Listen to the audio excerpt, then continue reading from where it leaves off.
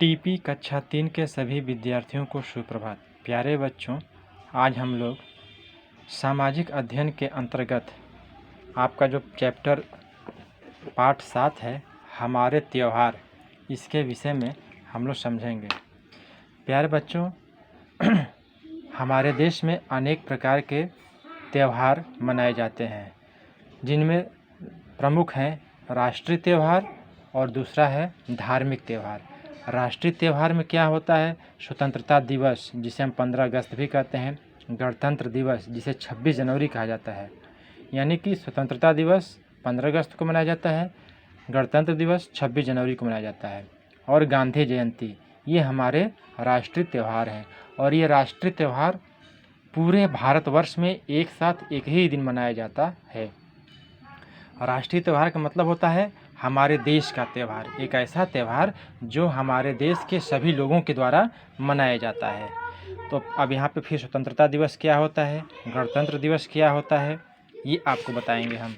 फिर 2 अक्टूबर को गांधी जयंती मनाई जाती है। गांधी जयंती क्यों मनाई जाती है, ये आपको जानना है। फिर दूसरा आता है धार्मिक त्यौहार। धार्मिक त्यौहार का मतलब होता है कि हमारे देश में विभिन्न धर्म के लोग रहते हैं। यहाँ पे हिंदू, मुस्लिम, सिख, ईसाई सभी रहते हैं।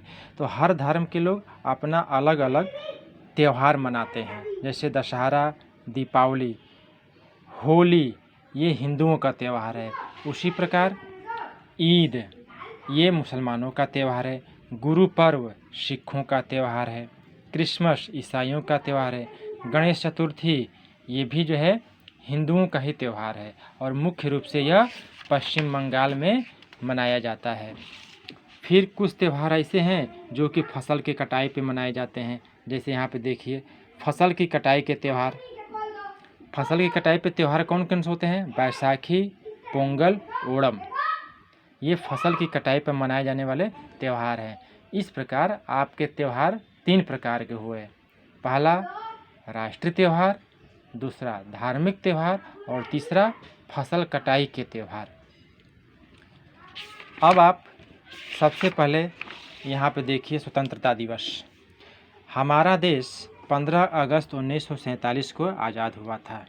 ठीक, 15 अगस्त 1947 को अंग्रेज़ों से हमें आज़ादी मिली, इसलिए हम 15 अगस्त को स्वतंत्रता दिवस मनाते हैं। इसे हम इंडिपेंडेंस डे भी कहते हैं, अंग्रेजी में इंडिपेंडेंस डे कहते हैं। इस दिन प्रत्येक कार्यालय में, स्कूलों में, कॉलेजों में अनेक प्रकार के राष्ट्रीय पर्व मनाए जाते हैं, राष्ट्रीय उत्सव होते हैं। खेल कूद, गाने इत्यादि का आयोजन किया जाता है। उसके बाद दूसरा है गणतंत्र दिवस। 26 जनवरी सन 1950 को हमारे देश में एक संविधान लागू किया गया, और उसी दिन से प्रत्येक वर्ष 26 जनवरी को गणतंत्र दिवस मनाया जाता है। ठीक, और इस दिन अनेक प्रकार के सांस्कृतिक झांकियाँ निकाली जाती हैं, और जो हमारे देश में बहादुरी का कार्य करते हैं उन्हें आज के दिन पुरस्कृत किया जाता है। इसके बाद आता है गांधी जयंती। 2 अक्टूबर को महात्मा गांधी का जन्म हुआ था 1869 में ईस्वी में। कहाँ पे हुआ था? गुजरात के पोरबंदर नामक स्थान पर। महात्मा गांधी का जन्म 2 अक्टूबर को हुआ था, इसलिए इस दिन गांधी जयंती मनाई जाती है, और इन्हें प्यार से लोग बापू कहते हैं। राष्ट्रपिता की उपाधि इन्हें दी गई थी। प्यारे बच्चों, आज इतना ही। फिर कल आपको बताएंगे धार्मिक त्यौहार और फसल कटाई के त्यौहार। धन्यवाद।